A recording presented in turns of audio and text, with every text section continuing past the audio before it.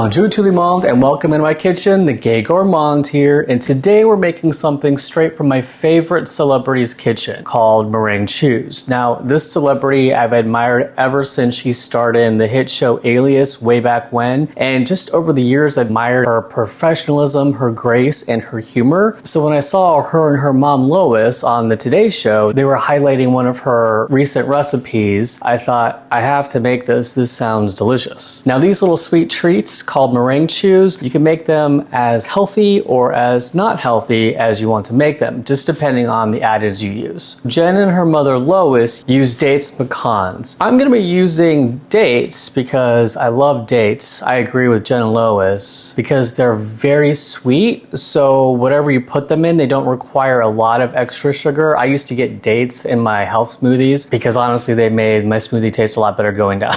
But I'll be using dates. I found some chocolate and I have some leftover almonds from when I made that vanilla lemon almond bundt cake. So let's get started. To begin the process, I've got a large pot here with water and I've got the stove turned on just slightly below high. I don't want it boiling, but I definitely want it to simmer. And then with the double boiler action, I've got a separate bowl that I'm gonna put on top. And the number one tip I would give you is make sure the water on the bottom is not touching the bottom of the bowl. We're good here, so I'm just gonna wait for little bubbles to start to form and then we will officially begin the process. This is perfect. I'm gonna put the bowl over my pot and dump in my egg whites, my 3 egg whites, my cup of sugar, and my tablespoon of cornstarch. And then I'll grab a hand mixer and mix it for 7 minutes.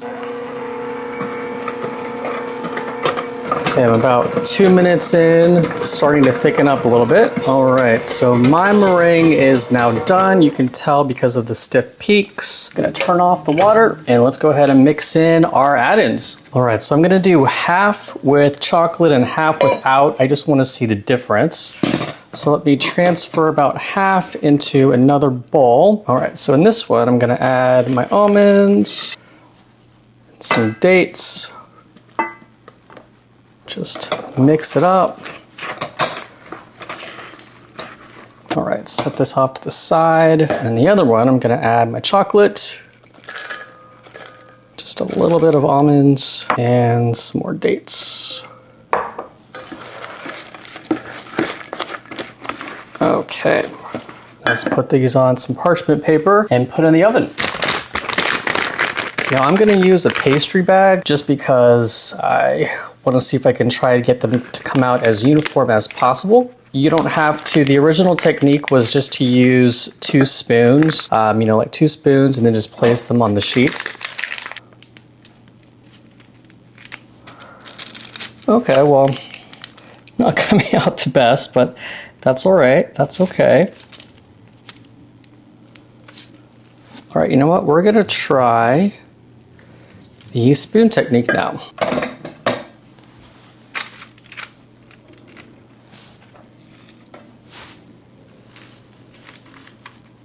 That's a big one.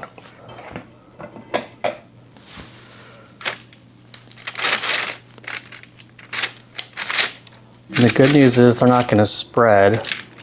So basically the size you see is the size you get. All right, I'm putting them in the oven now on 325 for 20 minutes. Okay, 20 minutes later. Oh, those look so good. Honestly, I'm not mad about the 4 that I used the piping bag for. I mean, obviously you can see the texture is a little different from these 4 versus the others of me just using spoons. But either way, they look and smell amazing. And voila, you have homemade meringue chews. Now you can see these are the chocolate ones and then the ones without chocolate. So I don't know which one to choose. I'll take a bite of both. I mean, I'm doing it for you guys. All right, so let's start with chocolate. So overall, they made 12. You could probably get away with making about 15 of these meringue chews if you made them all around, you know, around this size. But anyways, without further ado, let's give them a taste.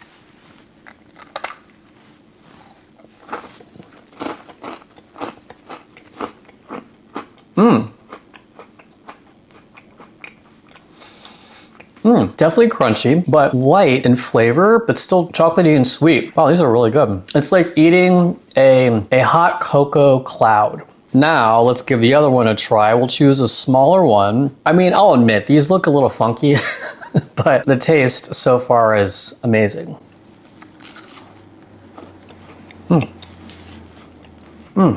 Now with the ones without the chocolate, the first thing I taste are the dates. Actually, the date is what fell out when I took a bite. Even the ones without the chocolate, still 10 out of 10. So there you have it, Meringue Chews. And thanks to Jen, I think we're on a first name basis now. Thanks to Jen for giving us this fun, easy, and light recipe to have in our repertoire. And until next time, remember to cook and bake fearlessly.